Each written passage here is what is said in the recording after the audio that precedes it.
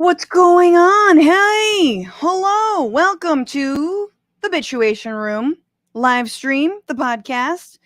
Doing our damn thing here on a Sunday, but not for long. Remember, this show is going to be soon on Tuesdays. Tuesdays, 1 p.m. Pacific, 4 p.m. Eastern, 3 p.m. Central, and other time zones as well.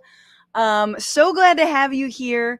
So glad you pressed play on ye old phone as you make yourself like a little brekkie, as you just smash some avocado toast together on like a Tuesday or whatever you're doing right now, as you hopefully are enjoying another cruel summer here in the best democracy on earth, the shining city on the hill that is sliding off of that hill. Yes, because climate change.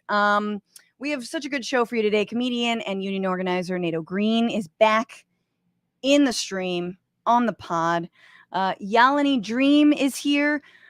She's an artist of Sri Lankan Tamil descent, based in Brooklyn, gonna break down what is going on in Sri Lanka, but more importantly, what can we look forward to? What are movements on the ground talking about? What are their hopes and dreams as they see what was a very corrupt government fall to its knees? And that's an exciting moment. I wish we could do that shit here. Oh my God. Anywho, if you're here on Twitch, what up? Thank you so much for subscribing so you don't have to watch all those ads. Thank you to the people on YouTube. I hope you're liking the stream. I hope you're sharing it right now. And thank you to the people listening as a podcast. Once again, write this podcast 5 stars as a review on iTunes, because that's how people discover the show. And on Monday, Dubdin wrote, "She is amazing. Best way to start off my Monday mornings. A great interviewer as well as funny. A real treasure. Title, Amazeballs. 2 S's. That's right." Or H6RR6R money sign H6W. I feel like that's their password to everything. Writes, "I had to stop listening to Bill Maher's anti-trans comments, which is too bad because I like his show. This is a better podcast to listen to. I need it to be funny and informative like this show. Hell yeah. Tell HBO at them right now. If we do a grassroots campaign to replace Bill Maher with Francesca Fiorentini, I feel like we can get there. If we get the Frantifa hive poppin', we can do this." Remember, you guys, we are not only digging into a few things today. Biden's Middle East trip, fucking some anti-abortion extremists inside of Congress, what's going on in Sri Lanka, but for all the amazing patrons who didn't get their fart song last week because I was tired and it was a 2-hour show, we have a bonus episode for you. So patreon.com/bitchuation room is where you go to get extra content. All right. John Idarola and I talked all about Elon Musk and his deal falling through, which somehow is not as upsetting as now knowing that his dad fathered a kid with his sister. It just all makes sense. Anyways, like stepsister, it doesn't matter. I don't care. MacLeod and I talked all about Jordan Peterson, and just to complete the circle of a-holes, Nato Green and I are going to talk about how the Supreme Court and the right has its eye on overturning Obergefell and overturning gay marriage, and kind of like some of these, like, again, the unearthed anthrax layers of the culture war and civil rights struggles that the right currently has its eye on. What's going on with even access to HIV medication? What about doctors being able to claim religious exemption for not attending a patient who's gay? It could be coming. So become a patron. You're going to talk about it. It is going to be fun. We'll totally make it happy. I promise.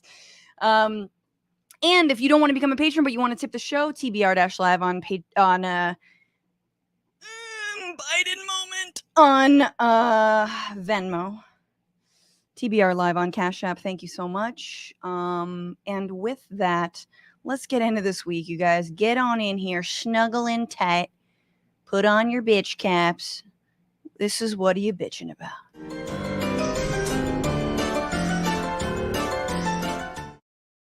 Briefly, but it is sort of big. I think every summer now, especially living in California where it's drier than Ben Shapiro's wife's pussy, I have climate doom. You know, every summer you're just like, oh yeah, this is really hot and it's bad. And I get mad and sad and despairing all at once, especially now that we know this week that Joe Manchin is like, nah, I don't like any climate plan. And you're like, yeah, tight. We saw that coming a million miles away. And that's what happens when you have like a literal coal baron. Just like put a fucking top hat on him. Like, I wish they should make billionaires dress like the Monopoly man, just so we know. Like, that's how we knew then. Do you know what I'm saying? Like, that's what led to some of the like labor movements then. Now they need to be marked for us. Instead, they're all, it's like Zuckerberg wearing t-shirts and jeans and like hoodies and shit. But anyway, I get sad about us not all having nice things, and how like I'm like, I want to go to a lake, except I don't want the lake to depress me because all of the lake levels in this state are like way below. They're just like this like receding hairline of, sadness. And our homes are not retrofitted to be climate to withstand this amount of heat or whatever, be like climate resilient, if you will. And that just means that like it's fucking hot in your house, and then when it's cool outside, why is it still hot in the house? Why is it still hot in the house? I rent. I can't change it. I'm not gonna. Why do we have shitty grass outside that the landlord's like, it's fine? It's not. It's like a rat's tail. And like, why just replace that? You can't play with water anymore. Water balloons just make me sad now? Why do water balloons make me sad? So, yeah, I know I should move to where there's more water, but I don't, I'm committed to this state, unless The Daily Show wants me to replace Trevor Noah. But the point is, I am sad. I'm sad. And to quote a man who will be on this show shortly, I do think we need a war on the 1%. That is how we're going to fix this. They have far too much. They've destroyed everything. And then they can say, first they came for the millionaires, and I didn't speak out because I wasn't a millionaire. And then they came for the billionaires, and I didn't speak out because I wasn't a billionaire. I got that switched up. And then things were pretty much fine. And that's how I feel when it comes to the climate apocalypse is, yeah, we need a class war. And absolutely we need socialism. And Nato, I'm sorry for fucking up your bit. Please welcome to the stream, Mr. Nato Green. Oh, hello there. Hi. Hey, buddy. It's good. I was like trying to remember how my bit goes.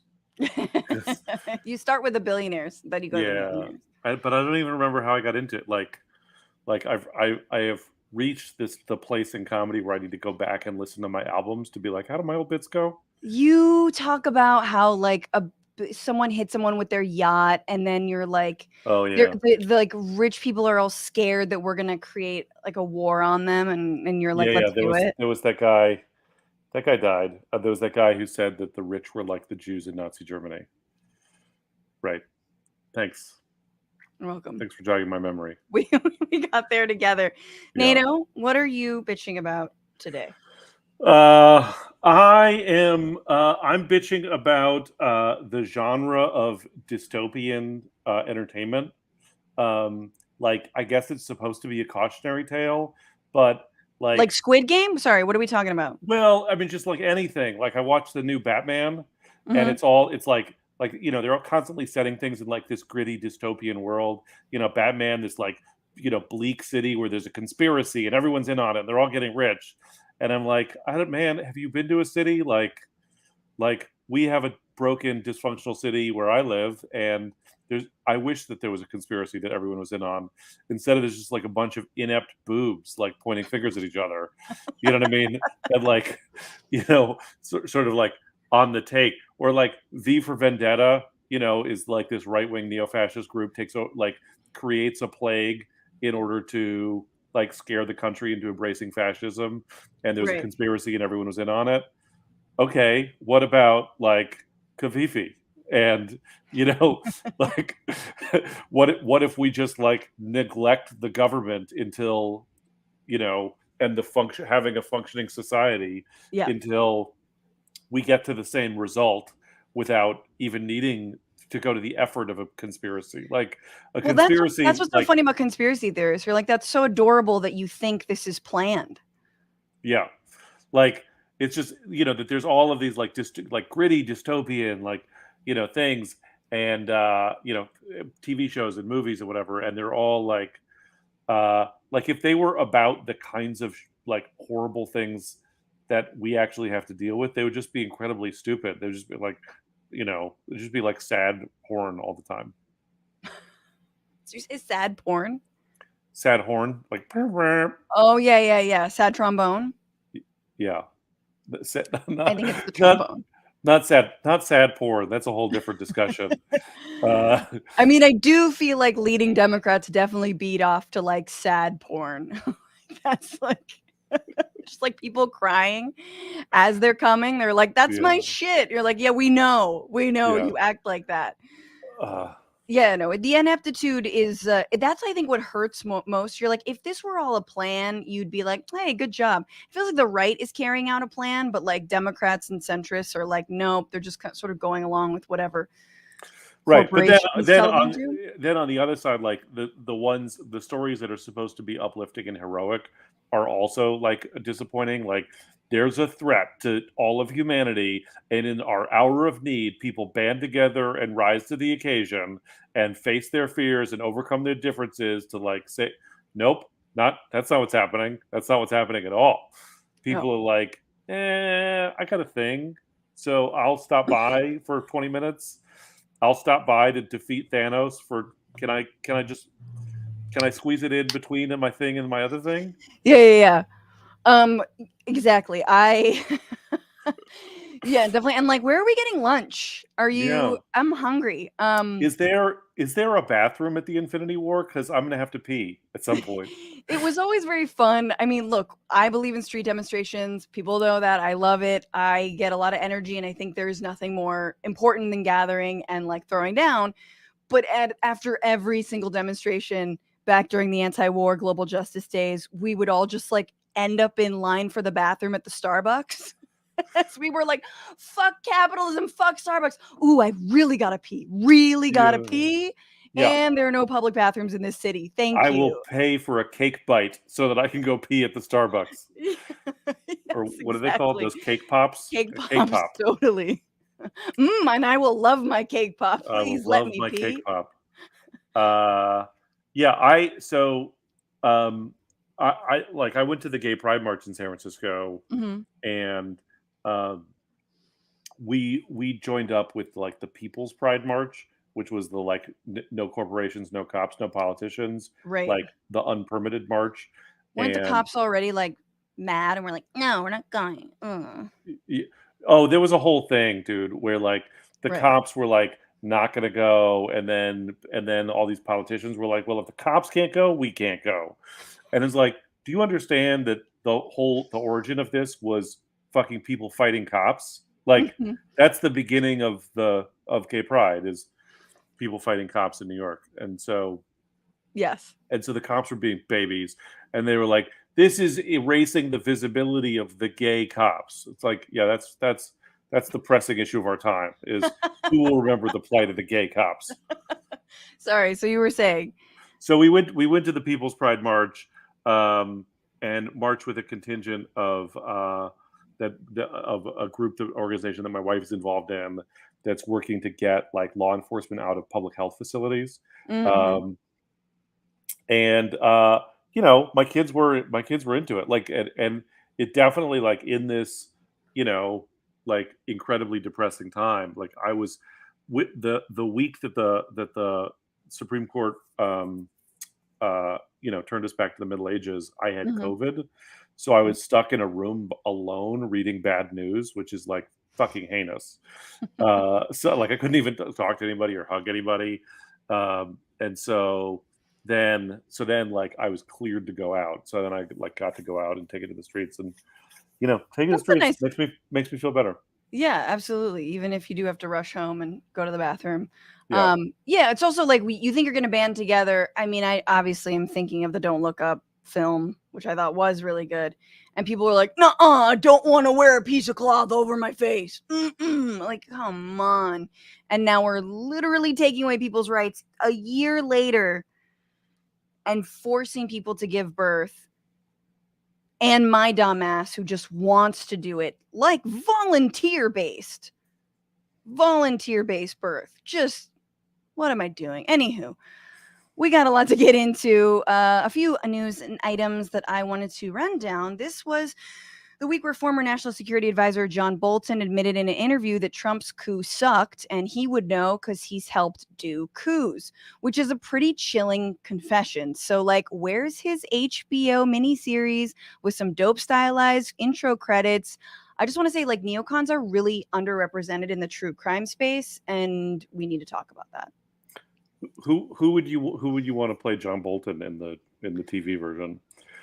The correct answer is William H. Macy with a mustache. Well, that's true. I was thinking Christopher Walken, but he would love that. He would love nothing more because, like, the pride in Bolton's voice. And I plan coups. Yeah. Like, this is what happens when you weren't more closely recognizable as part of the Bush administration. Like, you still get to show your face, whereas a lot of those dudes have, like, learned. And Bolton is like the butthurt one who has to be like who has to tell people, because if it was Kissinger, everyone would be like, bro, we know you did a coup or two. God, just the goblin on the shoulder of every president. All right, the January 6th hearing continued, and we heard details of a meeting between different factions of Trump's inner circle that sounded like a fight straight from the Warriors movie. Just crazy on crazy. Some people had bats, other people had their face painted. We also heard that the Oath Keepers wanted to become the president's personal brown shirts, which is very ironic for like a group of former military called the Oath Keepers, to then who are called that because they swore an oath to the Constitution to be involved in subverting the Constitution, that they haven't even read the book that they worship. We've all skimmed books by Nabokov, Lolita, in order to give a book report, but we don't go out and form the Lolita Zaddy hunting club. Do you know what I mean? We don't completely turn that into. Okay, it's fine. I tried. Turns out there were actually, in other news, 400 police officers waiting outside of Robb Elementary High School in Uvalde, Texas, doing nothing while one gunman was, again, killing children and teachers. And this just feels like a really sad but honest sequel to the movie 300. It's 400 instead of warriors, just a bunch of dudes with one packs refusing to go into battle.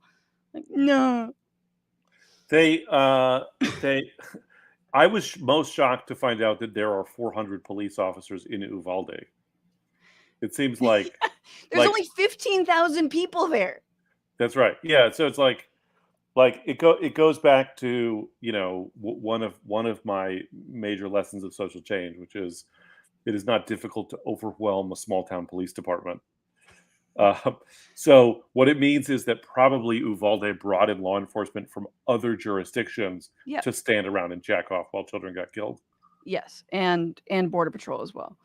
More than 200 Democratic congressional staffers have signed on to an open letter to leadership imploring Senator Schumer and Representative Pelosi to fight for climate legislation. Climate action has moved at such a glacial pace that glacial pace moves faster than its own turn of fucking phrase.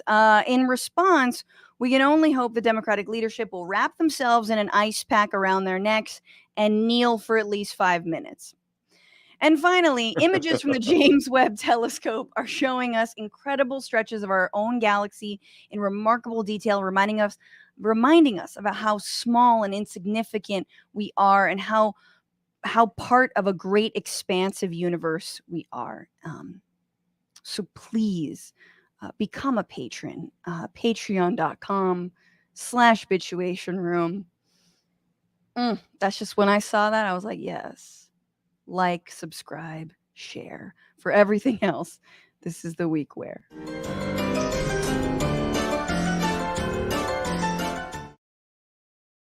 So this was the week where Joe Biden, our president, was in the Middle East, and he took a trip to Israel first and then popped on over to Saudi Arabia, which apparently isn't a thing that is done. And so the fact that he did it was like, hey, that's amazing. You know, you just usually there's like the war criminal like direct the hopper flights between war crime countries. The puddle are very jumper. expensive. The puddle jumpers, exactly.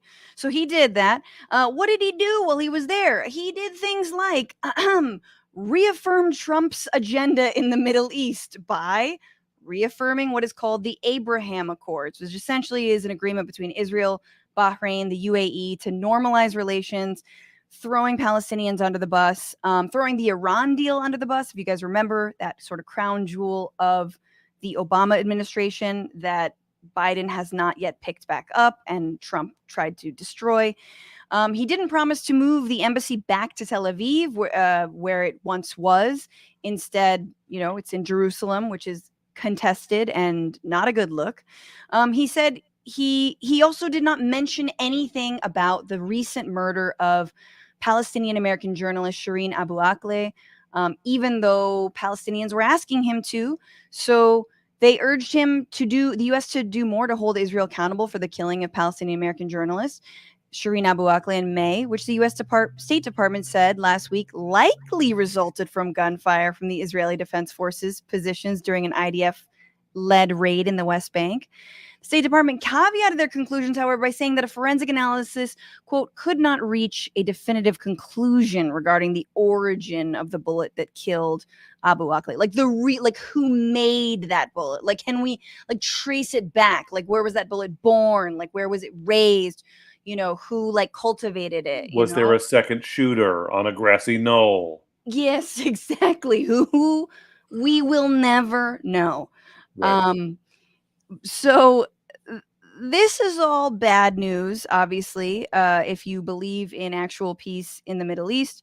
But Biden, let's remember, has been around the block when it comes to Israel. He has been around for a very long time. His first visit to Israel was in, I think, 1973. Here he is talking about that visit and subsequent visits, and then saying something that, man, we have not heard an American president say, I don't know, maybe ever. I had the privilege of spending time with Prime Minister Golda Meir. I'll never forget, I was sitting next to a gentleman on my right when there were aides. His name was Rabin. I look back on it all now, and I realize that I had the great honor of living part of the great history of this country. And I did say, and I say again, you need not be a Jew to be a Zionist. You need not be a Jew to be a Zionist. My favorite part is when he mentions Rabin and then the camera cuts to the two other guys, and they're like, "Oh yeah, we killed that guy. he tried to make a peace deal, so we smote his ass." Exactly. And like, you need not be a Jew to be a Zionist. I mean, this is like what the far right says, right? That's ultimately, they don't really like talk about Zionism that openly. But definitely when it comes to the idea that, the middle, Israel, Palestine needs to just belong to the Israelis. Yay, occupation. Holy sites only in control of Israelis. And get all the Jews back there. Then Jesus comes and saves like a quarter of them. And then the rest of them die. I'm a Zionist. Yay! Like, it's wild to me to live in this moment in history when like there's like these the Democratic majority for Israel, and there are these like pro-Israel lobbying groups that are dumping money into Democratic primary campaigns. Like that Zionists have decided to like form a coalition with Nazis in order to stop progressives. Yep. How's that going to work out? Fucking other Jews who are not me. But that's that, like, I mean, again, the very first president to congratulate Donald Trump on his victory was Benjamin Netanyahu. Also the same day, I believe in Pennsylvania, I'm not remembering correctly, but a Jewish cemetery was vandalized, headstones toppled in celebration of Donald Trump becoming president. So yeah, no, anti-Semitism and pro-occupation Zionist policies are very much in alignment, sadly. And none of this means you want Israel to be pushed into the sea, but it does mean we want to end the occupation. And that all, like, even now, he's repeating the same line. He's like, I said it then, I'm still going to say it now.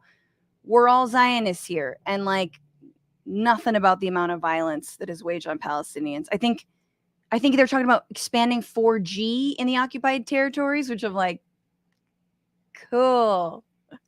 That's so really better, what they need. Better, How about better streaming? Better streaming, better to live stream your own occupation and ethnic cleansing with. They're gonna expand 4G, but they're only gonna be able to use Canopy. So all of this obviously is like, he's moving even away from the Obama legacy, and he's moving far closer to the Trump legacy in the Middle East, the Jared Kushner legacy, which is basically just make a bunch of backdoor deals with Middle Eastern countries, get rich, and call it peace. Name a settlement after Donald Trump, because that also happened under his watch, or when he was president. And it has a lot to do with what's going on in Saudi Arabia and the normalization of relationships as well. And relations, Saudi Arabia and Israel don't have formal relations, but they got a lot of informal ones. They are very much sort of backdoor frenemies. And they are in agreement that Iran must never be welcomed into the international community. Palestinians, they're a sacrificial lamb. And anyway, hunky-dory, move on, strong arm the United States when it comes to oil prices, weapons, continue a war on Yemen, which, by the way, Biden said nothing about either, despite Congress people, including people like Senator Rand Paul, working with Bernie Sanders to try and get a bill passed to the Senate. December of the 2021 didn't pass, but like, there is bipartisanship. It did, a similar piece of legislation did pass in the House, saying no more weapon sales to Saudi Arabia. Again, the weapon sales have only continued under Biden.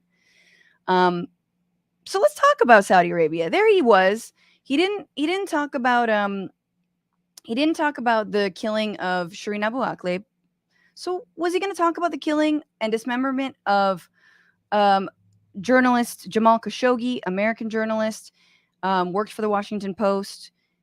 Let's hear what he was saying back on the campaign trail about that. Khashoggi was in fact murdered and dismembered, and I believe in the order of the Crown Prince. And I would make it very clear, we were not going to in fact sell more weapons to them. We were going to in fact make them pay the price and make them in fact the pariah that they are. There's very little social redeeming value in the present government in Saudi Arabia. And I would also, as pointed out, I would end the subsidies that we have, end the sale of material to the Saudis, who they're going in and murdering children and they're murdering innocent people. And so they have to be held accountable. Yes, they have to be held accountable. And here's how he did it. Getting out of his limo. And, oh, there's a little fist bump with MBS, Mohammed bin Salman, Crown Prince of Saudi Arabia. Let's play that one back just a little bit.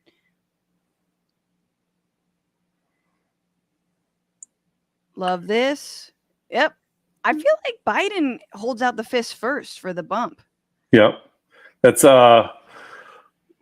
When Obama didn't they call that the terrorist fist jab? Yep. They did. They literally did. I mean, it's amazing. Obviously, he was a black man, and that's like, it's a whole other thing. But this is next level. Yeah, so yeah. and the Biden administration will be like, see, it was a fist bump. It wasn't a hug. That was how we held him accountable. We didn't shake hands or hug or spoon. It's for COVID. Yeah, it's COVID safety. Why wasn't it an elbow bump then? Yeah. Huh? Yeah, we didn't kiss cheek to cheek. Biden was like, I didn't give him a back rub like I usually do. Exactly. Absolutely. Look, he's on the campaign trail. No more weapon sales, held accountable, treat him like a pariah. But we need oil. Could you please produce more and lower the goddamn price of oil? Because, pain at the pump and killing me in the polls here. Also killing journalists. But he didn't bring that. In fact, actually, no, he did bring it up. To his credit, Joe Biden did bring up the killing of Jamal Khashoggi. And ironically, this was MBS's response. When the U.S. president brought up Khashoggi with a de facto Saudi ruler on Friday, the prince reportedly hit back, accusing Washington of hypocrisy by not investigating the killing of Palestinian-American journalist Shireen Abu Akleh and for allowing abuse of inmates at Iraq's Abu Ghraib prison.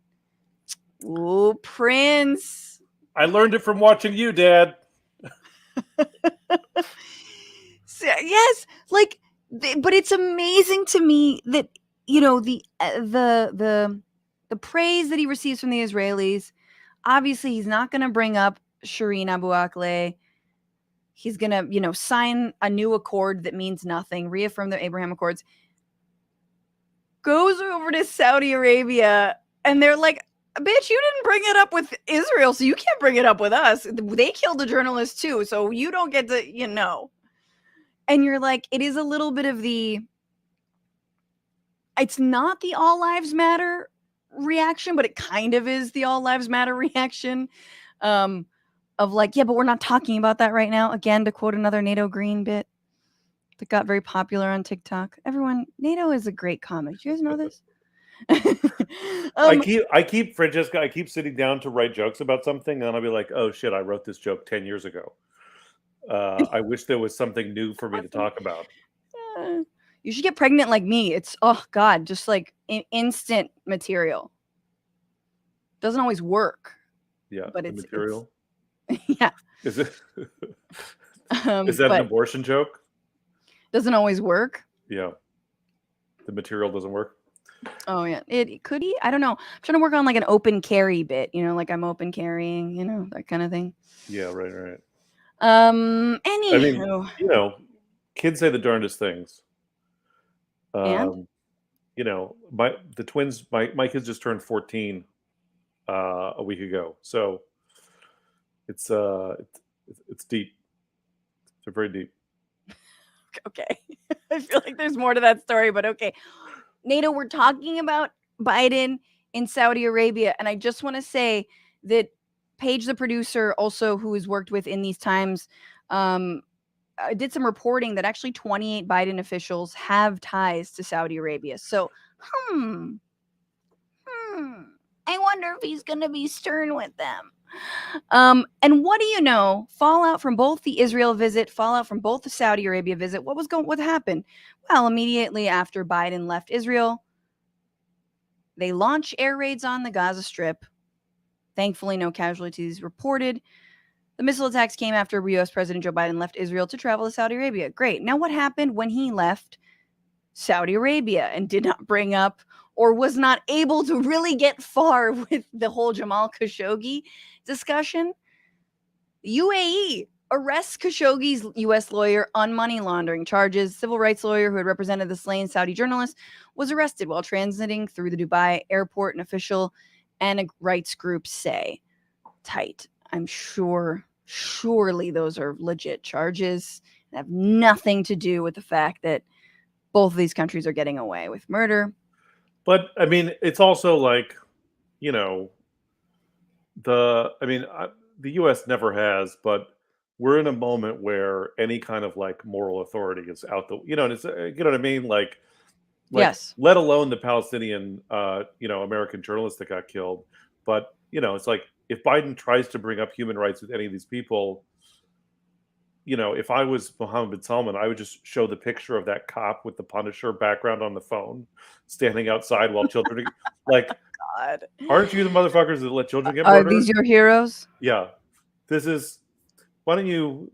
But see, that's the thing. It's up? like, that's not fair. I once interviewed the mayor of Tokyo about like population decline in Tokyo, and it's in Japan, and part of the reason is they don't allow like my immigrants to like settle permanently in Japan. They can sort of like work for a little bit and then they have to go back. They're fairly xenophobic as a society, gonna put that out there. So it's a lot of like migrant workers, temporary workers, and they don't have anyone like bolstering up their their retirement base essentially. No one paying into the system, so there's like a retirement cliff. There's a long way to go to say that then the Tokyo mayor was like, what about Donald Trump? You just elected him and he wants to build a wall on the US-Mexico border. And I was like, okay, yeah, but I'm asking you the question right now. Fair point. However, it's just an easy one. Trump can always be used. Literally, he's the Trump card for anyone trying to hold anyone else accountable forever. All right, we got to move on. This was the week where there was a 2-day congressional hearing to discuss the impact of the Dobbs Supreme Court ruling, which again overturned 50 years of precedent on Roe v. Wade, and it made for some very choice moments in Congress, some spicy little gems I want to go through.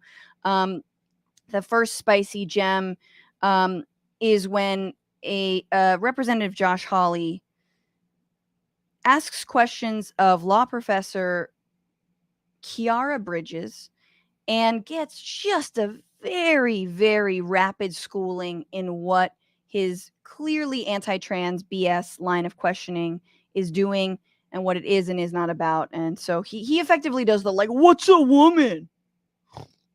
Define a woman, which is a comment we all get. Here you go.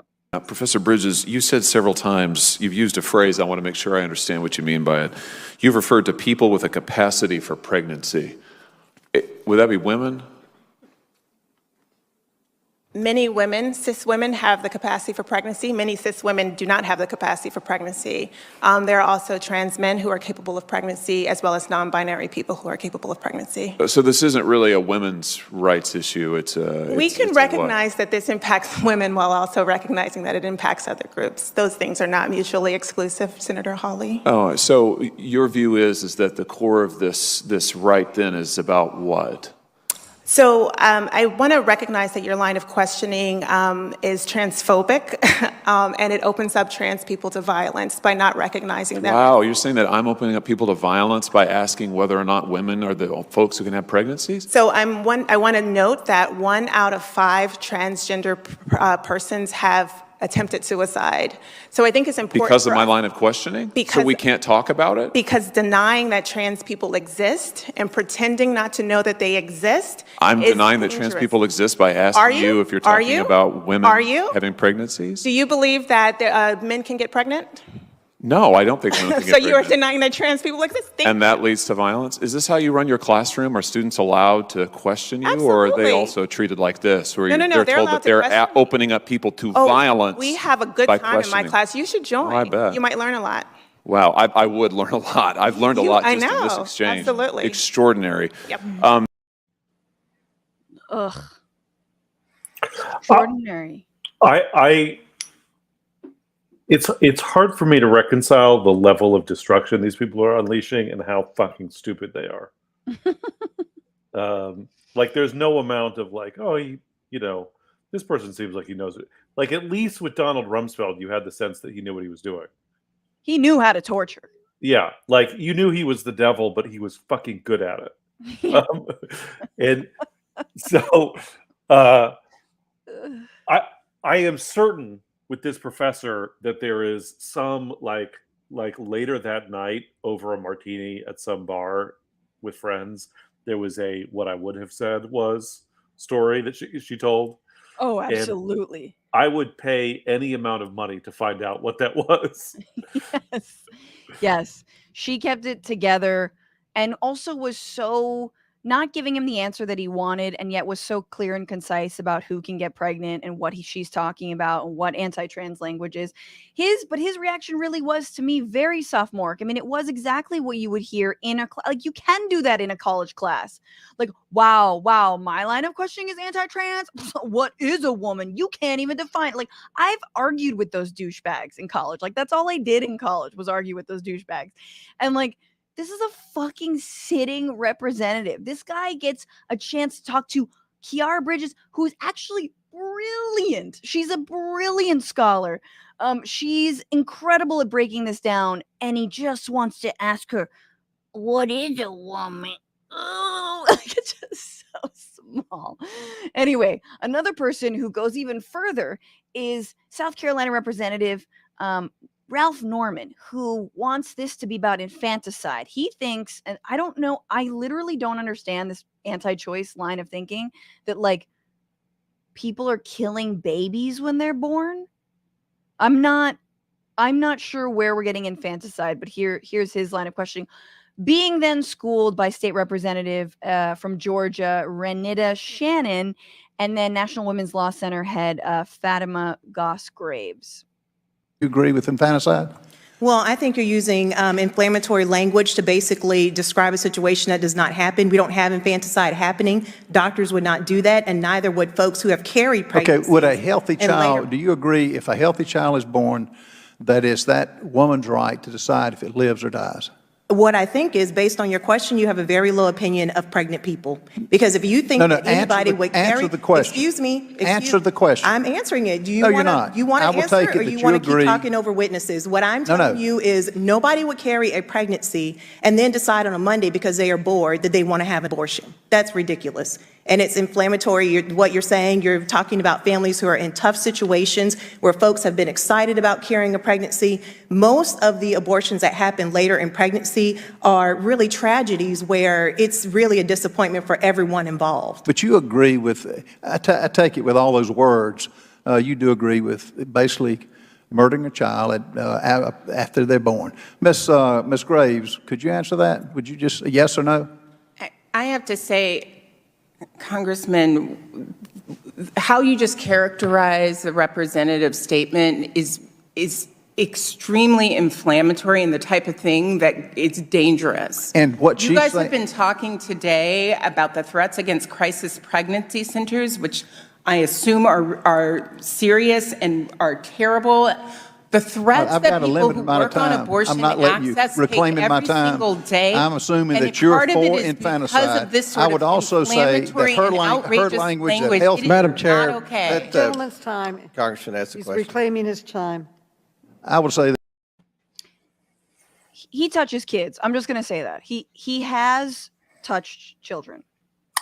Right. Yeah. I mean, you so wish that what they said was, "Sir, do you know what the clitoris is?"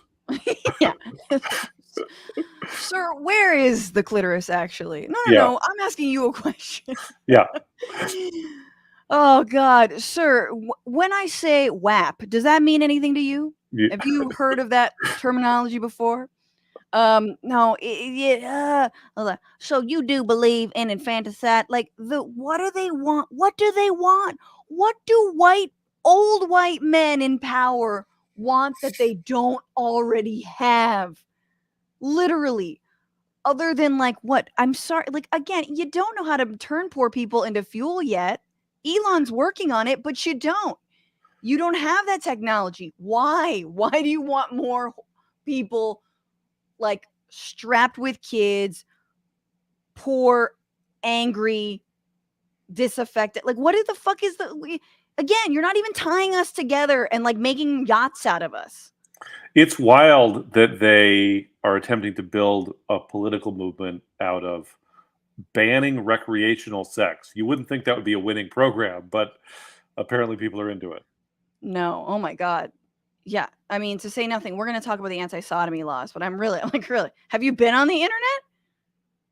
Nothing but sodomy. Just nothing. I'm just kidding. but it's mostly that. Also this show and other good shows. You guys, It's just this show and then sodomy. It's this show and sodomy.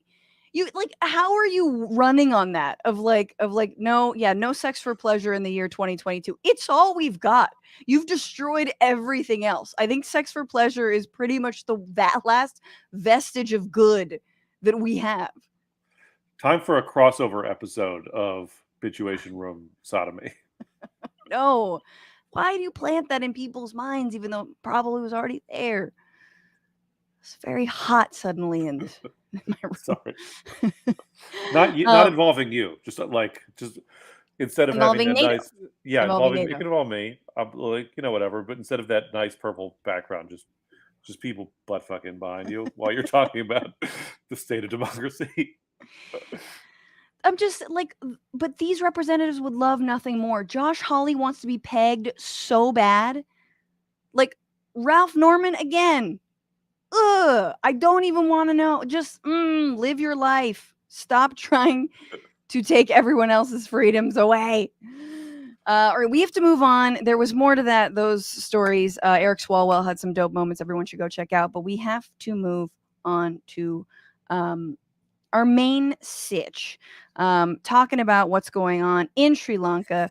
Again, joining us for this discussion, artist of Sri Lankan Tamil descent, coming to us from the People's Republic of Brooklyn, New York. Please welcome Yalini Dream. Hey. Yalini, I'm so sorry. I almost.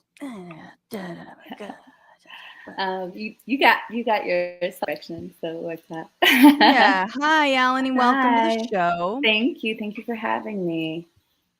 Thanks for being here. I've been trying to put together sort of a summary of what's been going on, and so I'm gonna do that, and then you tell me. Then we'll get into stuff and tell me what I got wrong. But I've basically come to this is what I've got. So we've got massive demonstrations over the economic crisis in Sri Lanka, forcing President Gotabaya Rajapaksa to resign. Food, fuel, medicine shortages have been really bad. 60% inflation rates, on a scale we can't even imagine. In April, Sri Lanka defaulted on $51 million worth of debt. And obviously this led to, we saw the presidential palace getting stormed. You saw people swimming in the pool, which was really tight. Part of that debt is because there's been a long time economic mismanagement and corruption by, in part, the Rajapaksa family in a country that's massively reliant on IMF loans and structural adjustment programs to get those loans. Then leading to this precise moment, 2019 tax cuts that actually didn't go so well. Of course, what climate change folks are polluters are saying was the real problem, which was the ban on chemical fertilizers in 2020 that happened, but it did really stretch farmers in the country. And then COVID. And on top of COVID, the war in Ukraine. So you've got literally everything coming in rapid succession. The COVID meant a lot of lockdowns. And now we're here. And the president resigned. The prime minister was just sworn in as interim president. And it's kind of incredible how this convergence of all these different crises that seem to be a slower burn, but were sped the fuck up by COVID, by the war in Ukraine, by everything going on. So is that sort of, is that right-ish? You did great. You did great. I would say that Sri Lanka is the canary in the coal mine when we take a look at ways in which neoliberalism elected authoritarianism, and also the ways in which majoritarianism also allowed for the consolidation of authoritarian power. This over-reliance on debt, a trade deficit, being over-reliant, also a divestment in domestic production, and becoming really reliant on imports, which I think a lot of island nations find themselves in this in that situation as well. So, and then also this idea that, okay, as an island, we've got tourism is going to be the industry. So like, how do we make Sri Lanka sexy for like tourists? How do we, import fancy cars? How do we, because, they banned the import of chemical fertilizers overnight. You need a transition plan for that when, the Green Revolution, we've been dealing with this stuff from the 1970s, and then you're suddenly, you're not following the science with that policy. But it's, they weren't, banning the import of luxury cars. Right. So, right. That would impact the rich people. That's no good. So there was, like you said, a conversion of multiple crises, definitely successive governments, and a history of neoliberal structural adjustment policies. I think a significant one to be looking at is some of the policies that happened in like the 1970s, that was a scary IMF. That was also the IMF of mass sterilization in South Asia as well, right? So, so there's definitely been successive authoritarian governments, successive neoliberal policies that have led to this moment. And we also have had a family that has been, lining their pockets, stealing from the people, intense nepotism. I mean, we're talking about so many of the ministers being family members. So this current prime minister that has become the acting president was appointed by Gotabaya after his brother, who was the previous prime minister, was forced to resign after his house was the first one to get burnt out. So, it's only so many mansions left and so many positions left.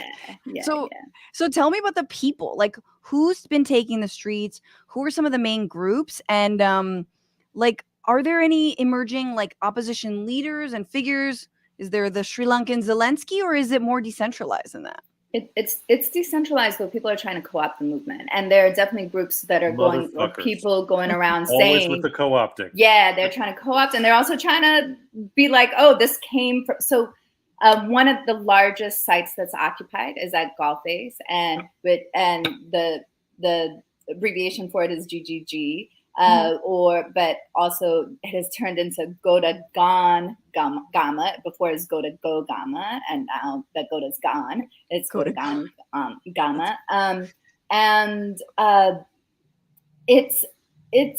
There's so many different groups that are occupying that space, that have come together, that have different tents, that represent different issues. And then some folks are more. They were part of formal movements. So, there was a huge general strike that involved teachers, healthcare workers, trade unionists, free trade zone workers. Some of the folks that have been at GGG have included the mothers of the disappeared, who have been protesting for years. I don't have the exact number, but so many mothers of like political disappearances, ethno-religious disappearances. And so many of the mothers and the families of the disappeared are those who, during the war, and especially during the last years of the war, Sri Lanka had one of the highest rates of disappearances in the world, right? So there were so many people who actually, waved white flags, surrendered, and they were, and sometimes their families encouraged them to, because they were just like, that's the safest way in this moment, and they were disappeared. So, and then there's also been journalists, political activists, people who have dissented against the government, who have also been disappeared. So, and then this was also 2 historic prides that also happened in the North and East. Was the first time that Jaffna had a pride celebration, and then in the South it was the largest pride mobilization, and that was part of the protests as well. So the general strike and like pride marches? Well, yeah, I mean, different at different times, right? So there's been, and it's like there'll be, so there's been there's a rich, there have been rich streams of movements, right? Folks that have been organizing, from plantation workers to free trade zone workers to farmers to people who were impacted by the human rights violations that the Rajapaksa family. So those formations have been organizing for some time, right, before this moment. And then, but what we're seeing is what's so mind-boggling about this moment is the mass mobilization and folks who actually voted in, this regime, awakening to their crimes and being like, you lied to us. And then also the ways in which the protests have been happening is that it's been a rapid transformation and exchange, especially amongst young people, where also all these different streams are converging and people are learning and exchanging information and doing teach-ins with each other. And then at Gama or Gama now, decisions are actually made through collective consensus. And so there's folks who represent, and that could include the person who's making tea for everybody, right? So like there's different, some people are like providing food there. Some folks, they've never protested before, but they believe in, they want ethical governance. And then there's some groups that are more formally organized and formed. It's like an Occupy moment. Sorry. It is. They occupy, they are, occupying the Gulf-Face Green. And then it was an occupation also of like the presidential palace, the secretariat, the prime minister's office as well. Do they have drum circles too? Yeah, people are playing. There's been also different, the Malayaha community, did some ceremonies and rituals to also get go. So there's been like so many different, also Ramadan also happened during the protests as well. So there was also folks who were breaking fast, and there's so much different cultural presence and exchange that's happening that is also unprecedented, especially for this generation. Part of what's, I feel like when things, just to be honest, like the point at which I started paying attention was when they got in the pool. I was like, you could do what now? They're like, let's have a pool party. And, people play the pianos. They cook to the kitchen. They started they're storming in and using the boss's pool. Like that seems like that's dope. So then, but it seems like it's like started out. It often starts out with a pretext, like upset about gas prices. And then over time, it expands to encompass more issues and raise more systemic demands. And what's your sense of like how the rest of the Sri Lankan ruling class is relating to the government right now? Like, is there are they trying to like throw these particular politicians under the bus and then contain broader democratic reforms, or what's the space between the government and the rest of the ruling class? Do you know what I'm saying?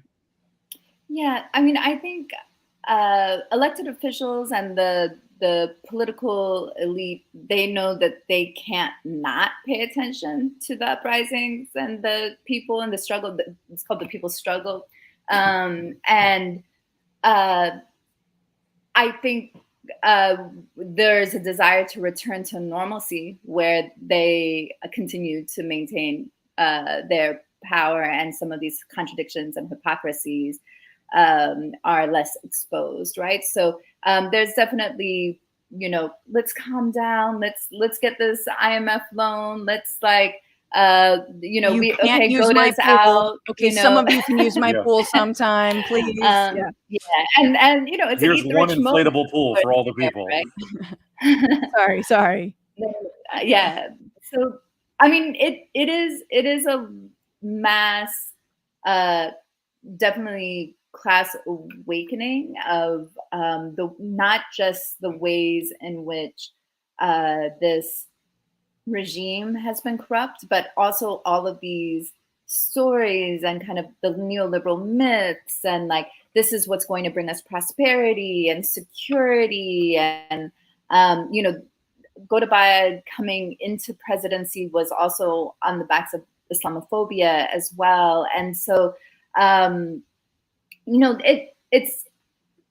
it's an imperfect movement, because there are people who this is their first time ever protesting, sometimes thinking about these ideas. It's a moment of change and exchange, and things that all the protesters aligned about was that Gota needed to go, and they won that, right? Yeah. I mean, he fled the country. He was ousted by the people. So it's a huge victory, and it feels like also like the Argentina que se vayan todos, like 2003 moment. 2000. Why am I blanking if it was 1 or 3? I'm an asshole.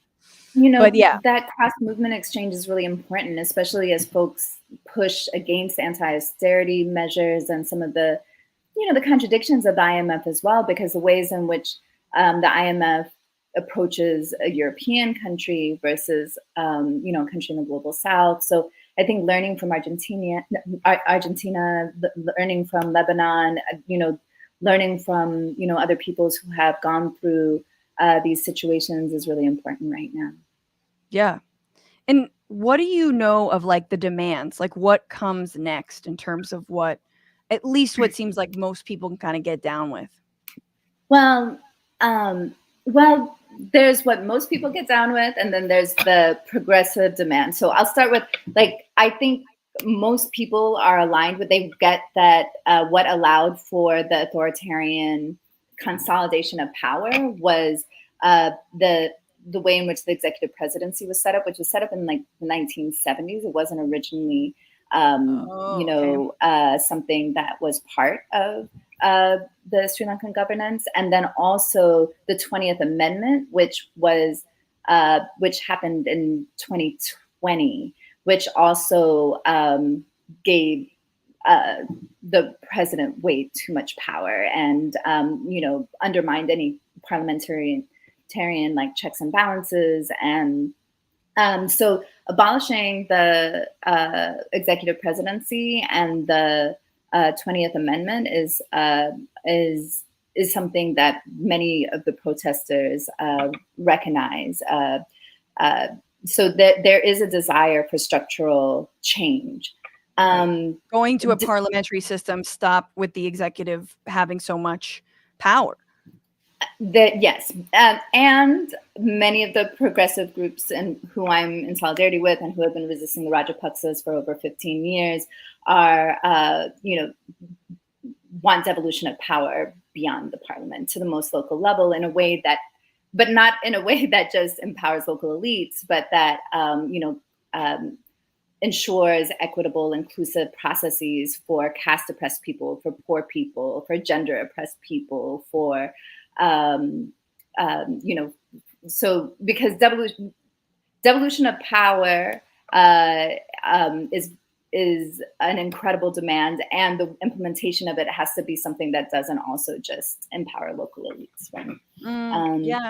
And then Ronald, okay, this folio, this diabolical, Ronald said that he was going to resign.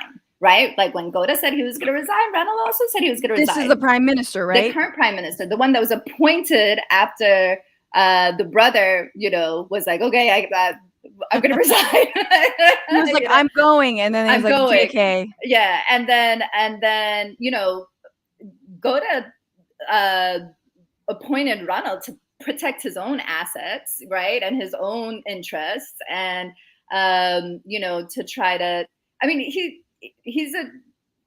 turned on the people, Ronald, but, the people were like, yo, this dude needs to get out. We got his brother out. Now we need him out. And now you're slowing down the process, right?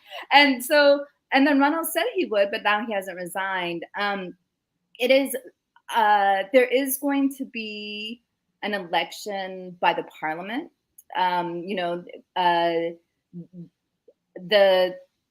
What folks from GGG are wanting is somebody to be acting president, interim president, who doesn't have political ambitions, so that their commitment is not about gaining more power, but their commitment is about addressing this economic crisis, making sure that people get fed, making sure that there's a food distribution system that is going to fend off starvation, making sure that that the people's needs and wants are that essential goods gets to the people, that the medical crisis is resolved. And there's a fear that a career politician is going to undermine the will of the people, and it's going to become this like stabilization. Let's have security, let's play with the IMF in a way that doesn't actually hear the demands of the people and the mandates of the people, which is that people need to be fed, people need healthcare, and austerity measures that goes against it is not something that that people are going to allow right now. Yeah, and there has to be a renegotiation of the debt. I mean, the 2001, Argentina crisis. I mean, like it was a utter shift, and there was a renegotiation of debt with the IMF, and the president at the time was like, "Yeah, you're not getting all this money. I'm sorry." And then, of course, lo and behold, 10 years later, you have like a right-wing government coming in and being like, "Oh, sorry, we'll totally pay you all that money." And you're like, "Motherfucker, you just turned this."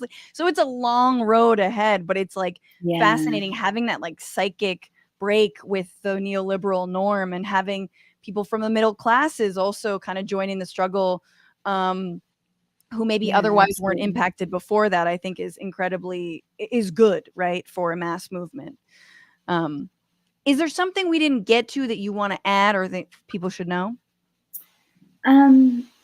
Well, I think, when dynamics in the diaspora have been complicated, for the minoritized communities and then progressive communities, like, many of the folks who have been part of these movements that I've named, they didn't vote for this regime, right? And many of them have been resisting it for a long time. And so there can sometimes be this like strange feeling to be like, yo, y'all are the ones that, were okay with Islamophobia. You were the ones that were complicit with the war crimes. You were the ones, and now you're in the streets, right? And, I think for myself, more than majoritarian hypocrisies, what is more important to me is the freedom and liberation of our peoples, right? So when we look at the long arc and what needs to happen, Goda needed to get out because he's responsible for murdering so many people, right? He's responsible. Called the Terminator, right? He before this, I mean, when it comes to like the war on the Tamil Tigers and that whole, obviously the Tamil people generally. It was indiscriminate killing. Nickname was the Terminator, straight up. Like that's something I'm learning about him. So anyway, yes. So and he needs to be held accountable for war crimes, extrajudicial killings, disappearances, as well as the corruption and thievery, right? So I'm an abolitionist, but I feel like he needs to go to the Hague. So I'm like, until we have a system to address war criminals, he needs to go to jail. So, but, at least he's never allowed to go in the pool again. Oh, I don't think he's coming back into the country, right? He held on to that presidency so that he could flee with impunity. because while he was president, he couldn't be charged. So we've heard of this. Yeah. Even in this country. Yeah. That's how Trump is going to try to avoid getting charged, is running again. Yeah, and would the Sri Lankan people like to invade the United States and install a democracy? Because we could use some help. Yeah. You'd have to increase the lottery visas, and there's a lot of processes that would. I mean, as long as it sounds like a lot of admin, a lot of paperwork. Can the drum circle expand wide enough? Hey, Yeah. I believe in vibrational, I think our particles and entanglement. So I think that we can catch the vibration, but on a more serious thing, I actually think that we do need to be looking at, what happens to a country when it defaults on its loans. What happens when a country is at the, crux of so many we're talking also about the ways in which climate disaster has also impacted the islands as well. And there's, we have to shift the logic and the ways in which we understand how we organize humanity. We have to fundamentally shift human economies. We have to really question ethno-nationalism and this idea that we're going to divide and organize humans based on language and ethnicity with these militarized borders. What is our relationship to the land and to each other? I think there's a lot for us to recuperate from our ancient ways to be able to imagine what could be possible in the future, right? Yeah. So, similar to many indigenous communities and some of our ancient Tamil texts, the ways in which humanity was organized was by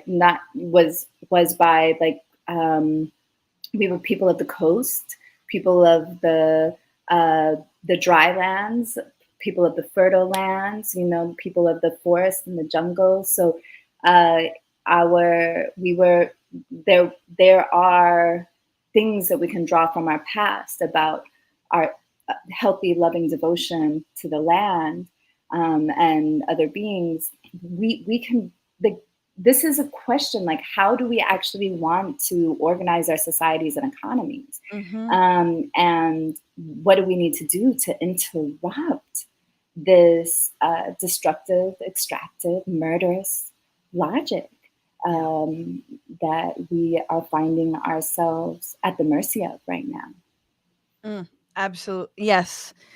I love, and these are the moments we can actually start to even dream about that stuff. Yalini Dream, thank you so much for being here. Thank you for bringing that wisdom and then that groundedness. I really appreciate it. And on such short notice too. I hit you up last minute, and you were great and wonderful. And thank you, everybody. Yalini, can we follow you on the socials? Is that yeah at Yalini Dream, YALINI Dream. So, and I'm also on Instagram, and so everybody follow Yalini, and we'll be obviously continuing to follow this story and sending, if there's info on also how people abroad can be in solidarity with materially, etc. Absolutely. Oh, I also want to shout out the IUSF, which is the Inter-University Student Federation, which is the largest student union. And there's folks from all over the island. And they were the ones pushing things on the front line, who were getting water cannoned and tear gassed and kept, regrouping and showing back up. And so, there are so many different groups who have done so many. The environmental justice folks, they were part of cleaning up the palace, after the occupation, and and also had a solar panel truck at the at the GG site. But there's so many different social movements are so much cooler than ours. They're just so much cooler. I fucking hate it. Ours are so lame. Oh. We have the potential, y'all. We do. We do. We can get it together. Yalini, You're wonderful. Take very good care. Everybody follow Yalini on all the things, and that was cool. Very cool. It's like it's one of those, just a moment, like a very, like I am inspired by at a distance, but it feels like a huge moment because it, like, unlike Argentina had this, and a lot of countries like realized neoliberalism and they got really fucked a while ago. But it seems like Sri Lanka was sort of like hobbling along and doing okay, and cars were being imported, etc. And then I mean,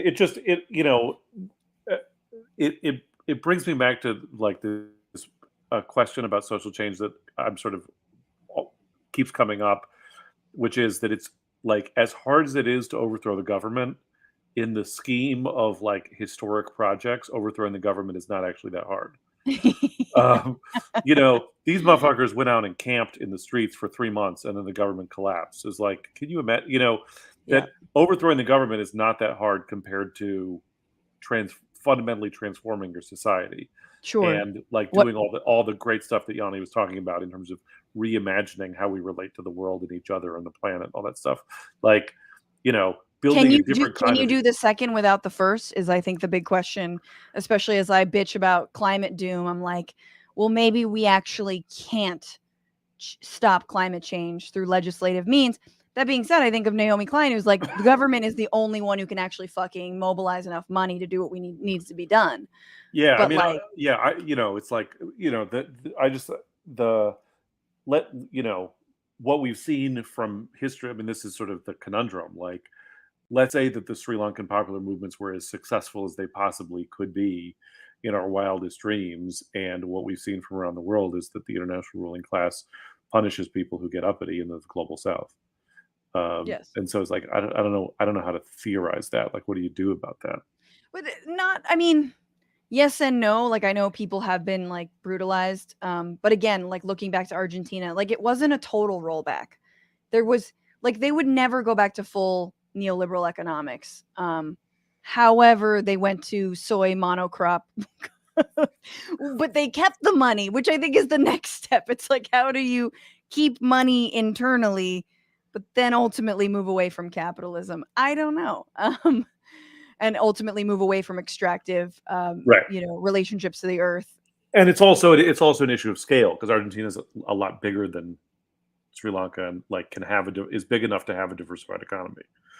Potentially, I don't know. I mean, I'm like, should we get Yalini back in here? But like, no, yes, maybe. But like, it's amazing how an entire giant country can be made to be like, oh no, you just produce soybeans. Like what? And like Sri Lanka is incredibly rich in terms of natural resources. So, anywho, to be TBD, y'all. We're gonna check in with the people in the pool and the people cooking lunch in the presidential kitchen, which I fucking love. But for now, we got to move on to our final segment.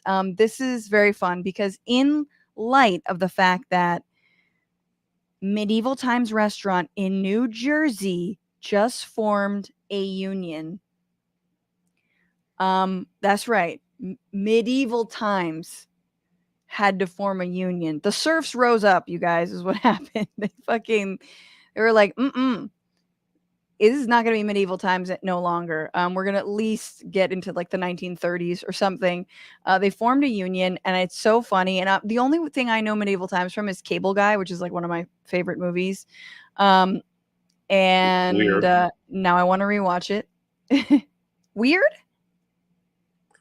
Yeah, weird that's one of your favorite movies. No, it's so good. It's like a cult classic. It's like you watch it first and you're like, this is weird. Is that really Jim Carrey? Why is it a dark comedy? And then you realize Ben Stiller's kind of a genius when he directs stuff, but like when he acts and stuff, I'm not as big into it.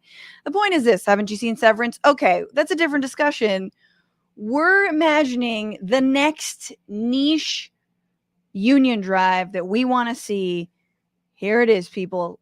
What sector of society do you want to see unionized in this country? Again, union efforts are up like 400% this year, something insane. Like the number of petitions have never been seen in decades. It's a good time. It's 56%. whatever, 56, 400. I don't do numbers. This is America's next niche union drive.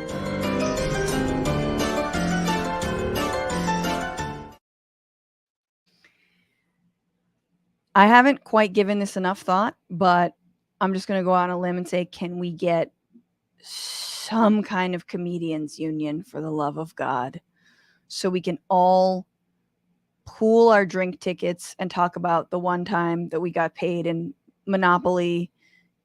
At one time I got paid in Monopoly money, like Safeway Monopoly money, where if you like save up enough coupons, it was like 50% off YoPlay. And I was like, well, today I quit.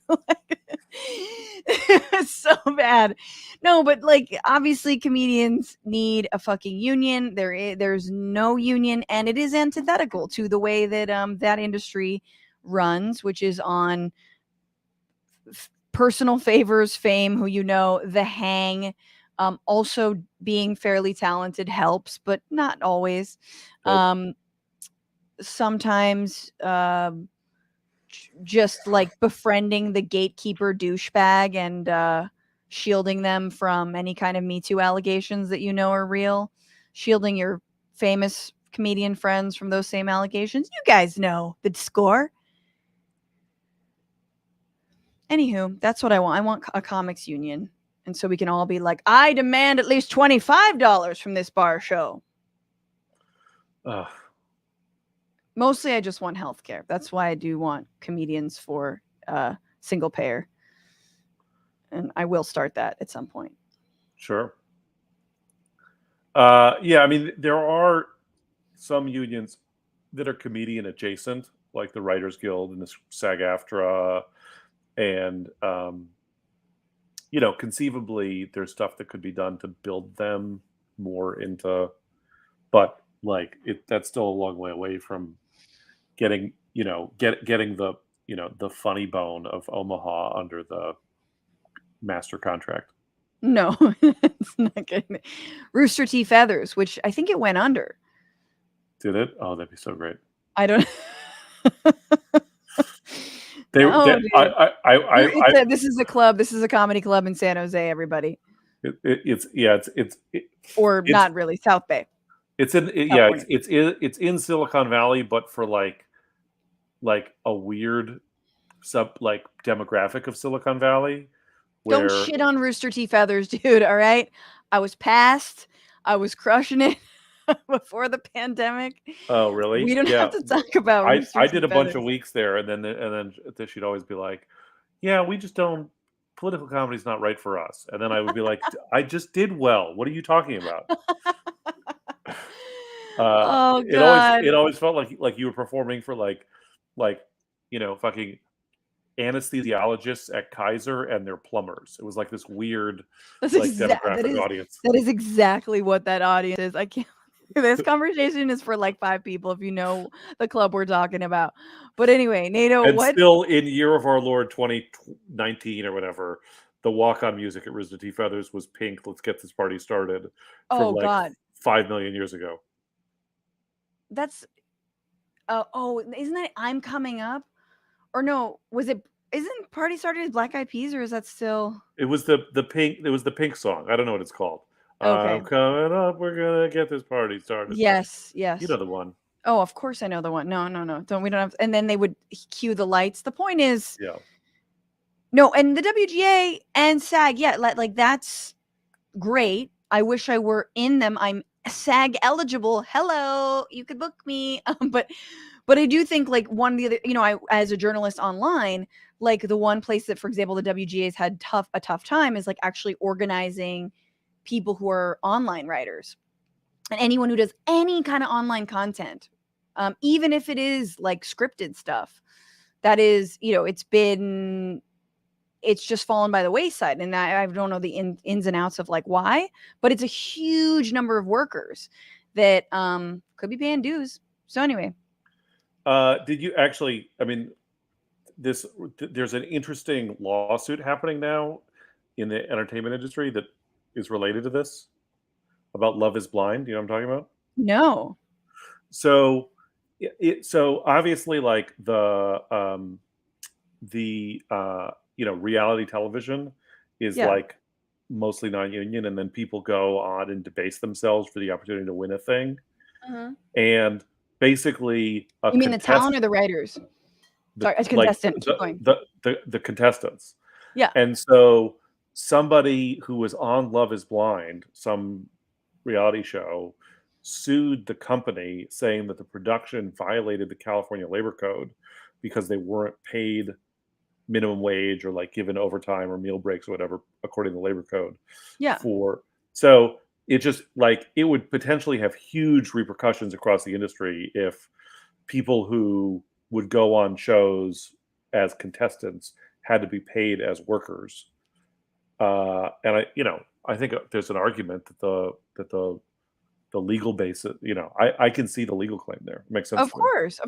You are talent, even if you are like, but NATO, love, you can't buy love. I've heard that. All right. What's the niche sector you want to see unionized? The niche sector that I want to see unionized is like old Asian waiters who yell at you.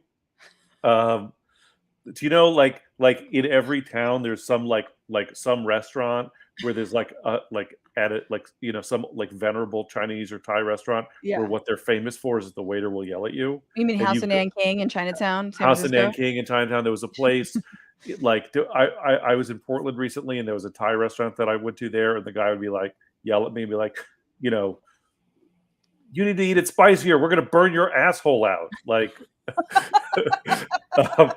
those guys need a union. That does. Yeah, those guys definitely need, yeah, exactly. They need some worker protections. Yeah, the guy at House of Nanking who was like, no, you don't like chicken, you like pork. Okay, yeah, sir. I know what you want. And you're like, I guess so. And then you're like in the middle of your meal, and they're like, oh, "Are you done? Can you go? Can we go now?" I'm like, I'm still eating. Got my food. I love that. I mean, yes, I think that would be a tough uphill battle. I feel like culturally, I'm like, as someone who's Chinese, I feel like workers' rights not really high on the priority list there. It's like, work hard, make your family proud, but no workers' right, no time off, no minimum wage. But anywho, I like that. I think that's important. Then they might be just like nicer, but then you'll miss it. You'll miss getting berated. No, then they get to, then more people. It doesn't just get to have to be the old guy, but like the young woman at the Chinese restaurant gets to find her voice and yelling at you because she's protected now. There's more space for more people to yell. Yeah. And no one's worried about losing their job. For more verbal abuse. Yeah. That's right. Fuck, dude. That reminds me of this. Anyway, someone shot a Chinese delivery food driver, like a dude who worked at this Chinese restaurant that he would order at all the time. He didn't get enough, get this, like duck sauce. And he kept complaining about it multiple weeks after ordering from this place. And then finally shot and killed the delivery driver because he was so mad at him. Guys, go to therapy. Your fucking duck sauce, you and your like racist ass. How can you be like that mad at someone who's giving you yummy ass Chinese food because you won't shell out another 50 cents for some more duck sauce? That shit is expensive. I was like, this is me gonna be being an asshole, but that is like the craziest fat guy crime I've ever heard about. Is duck sauce a thing? Yeah. Like oyster sauce. I think it's like similar to oyster sauce. All right. It might just be oyster sauce, a different word for it. Anyway. It sounds to me like something where like, it's some like white people shit that they say. No. Oh, it might be. I don't know actually. Because they don't want to tell white people what the real thing is. Oh yeah, word. The point is, I'm going to create a true crime series about fat guy crimes, and this is one of them. Fat guy crimes. All right, you guys, we gotta be done. NATO Green, everybody follow him on all the socials at NATO Green on Twitter, at Mr. NATO Green on Instagram. Listen to all his albums on Bandcamp. The Whiteness album is the most recent. but there's many others, including the NATO Green Party. And he's joining me for a quick little bonus segment for all of you beautiful, sexy patrons out there. We're talking about Ted Cruz. We're talking about gay marriage. We're talking about the next fight and why. NATO, take very good care. Get the hell out of here, buddy. And all you wonderful, beautiful people in the ether, thank you so much for all of your comments, for all the super chats. Jody Odell, thank you so much, says, I'm game. Replace Trevor Noah. Who do I need to call? Just at Comedy Central. On Biden's quote, and I fucking love this. Biden's quote, you need not be a Jew to be a Zionist. Ramzi says, okay, then it's not anti-Semitic to be anti-Zionist. Huh. By that logic, you're absolutely right. And also by the logic that you are just right, generally. It is not anti-Semitic to be anti-Zionist at all. And we can talk about that a little bit later. But my boy Raps says, it took me a second to realize he didn't flub the line. Yeah, no, he stuck the line. He stuck that landing. Because he's been saying that line for a very long time. Robert giving me a super chat about attracting a highway of cats if I put out food. Oh, is this about if you don't mind causing ant genocide, try taro, concentrated liquid ant killer. Yes. Last week I was bitching about the ants in my place. Taro works and then it doesn't. They find their way around it. So it's like chill in one spot, but then Camperman 5000 on abortion writes, first time I've ever heard Holly talk, and I hate him. On Representative Ralph Norman, sir, do you even know what a macaroni in a pot sounds like? That's from Antifa on Twitch. That's funny. That is a good fucking comment. I love it. Let's see. Do we have our new patrons? Paige, put the new patrons on there. I'm going to start that Fark song, girl. I don't see them. They're not in the dock. Paige, they're not in the dock. What's going on? I gotta go open it. This is bad. I don't see. I don't have eyes. The hills don't have eyes. I can't see shit, dude. I see a blank, a big ass blank. And I need to thank everybody. You put it all the way in last week's? Oh, you put it in last week's, girl. I think you put it in last week's, girl.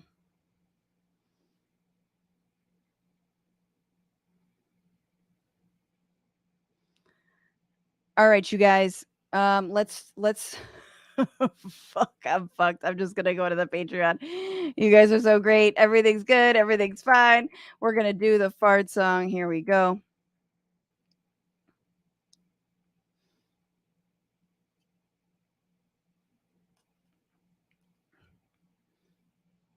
Ignore me. Everything's normal. Everything's absolutely working according to plan. The fart song. Thank you guys so much for being patrons, all the new patrons. Thank you for people who up their pledges. Thank you to Carlos C. for becoming a patron at $10 or more. Thank you to Marie and Mark for becoming patrons at $10 or more. To Glaring Puffin for becoming patrons at $10 or more. You guys are great. Thank you to Ryan Coral for becoming a patron at $10 or more.